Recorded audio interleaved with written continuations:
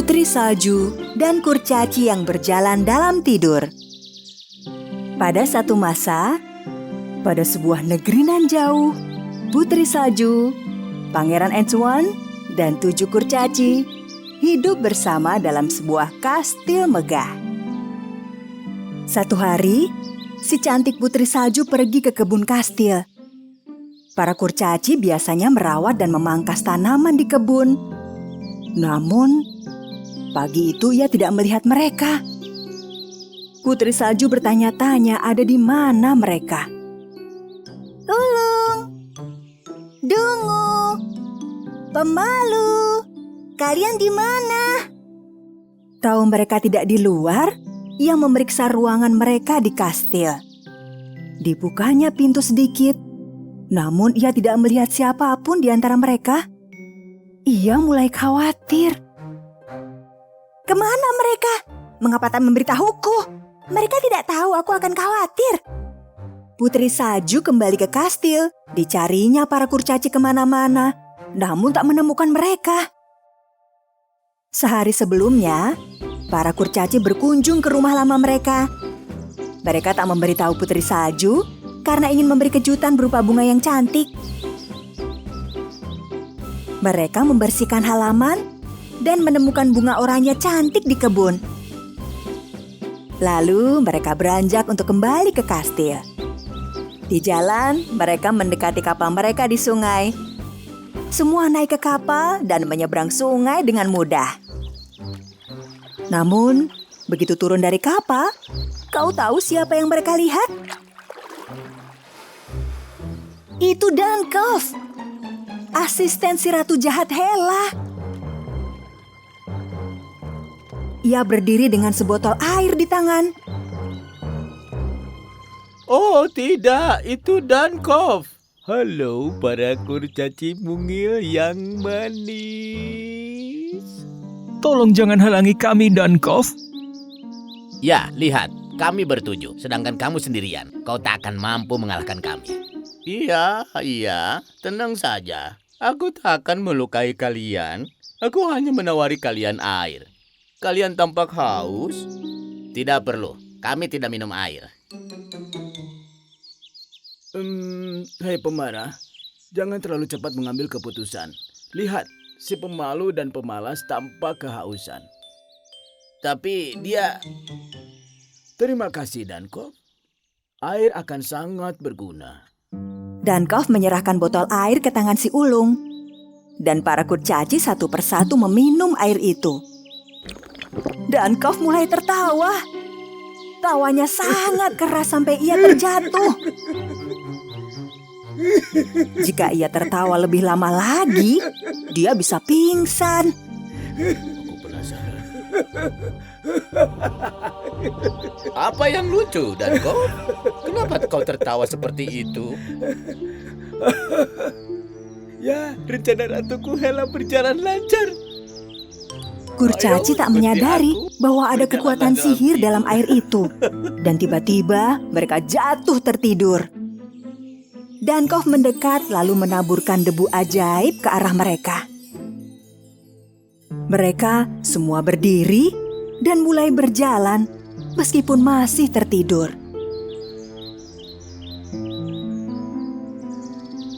Bahkan dengkuran si kurcaci pemalas tak mampu membangunkan mereka.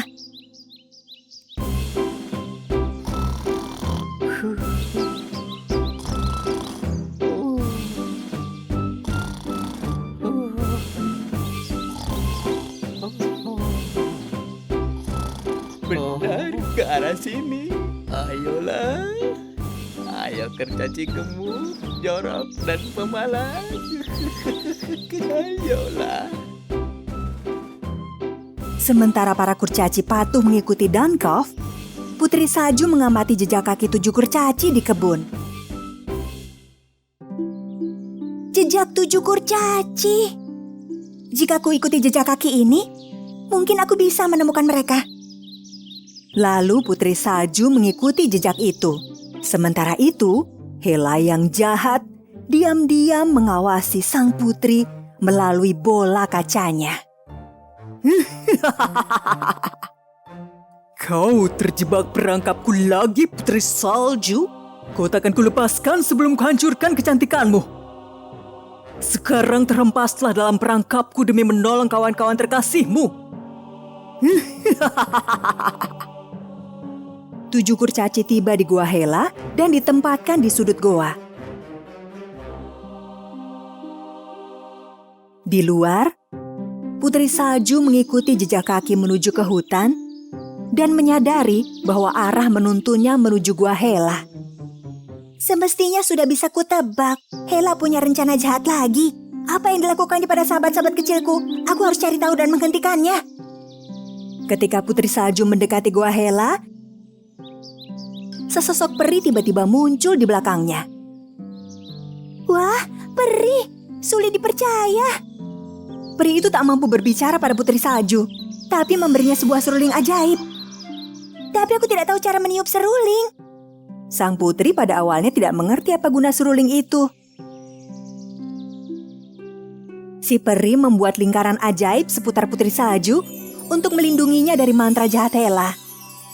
Lalu si peri menghilang dalam hutan. Putri Salju menerima seruling itu dan melanjutkan perjalanan. Beberapa saat kemudian, ia tiba di Gua Hela. Aku sudah menunggumu, Putri Salju. Jelas kau tak menghentikan rencana jahatmu. Aku tahu kau menculik kawan-kawan kurcaciku. Sekarang di mana mereka? Menculik? Aku? Mereka datang dengan sukarela. Dan kini mereka mengabdi padaku. Berlututlah, kurcaci. Kurcaci mendatangi Hela satu persatu dan berlutut di depannya. Namun mata mereka tertutup dan dalam keadaan tertidur pulas. Kurcaci-kurcaciku, apa yang terjadi? Buka mata kalian. Mereka tak bisa mendengarmu. Mereka hanya menuruti perintahku. Kurcaci, kelilingi Putri Salju. Kita renggut kecantikannya. 7 kurcaci mendekati Putri Salju, tidur berjalan. Sang putri merasa bingung dan ketakutan. Lalu, ia ingat seruling pemberian peri dan mulai memainkannya.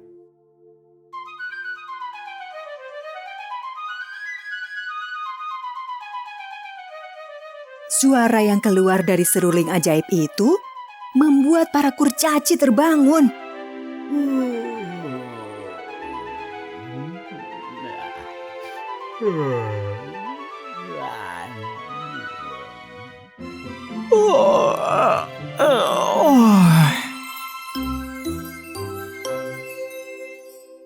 Putriku, apa yang terjadi? Di mana ini? Lihat, lihat. Bukankah itu ratu jahat Hela? Menjauhlah dari kami. Putri Salju terus memainkan seruling. Hela dan Dankov tak tahan mendengarnya dan berlari ke bagian belakang gua. Putri Salju heran mengapa mereka melarikan diri. Namun ia senang serulingnya berhasil. Terima kasih, Putri Salju. Itu akan menghentikan mereka untuk sementara. Ayo kita pergi dari sini. Putri Salju dan 7 kurcaci meninggalkan gua kembali ke kastil.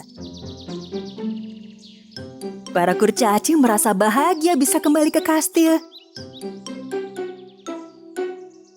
Putriku, sebenarnya kami meninggalkan kastil karena ingin memberimu hadiah.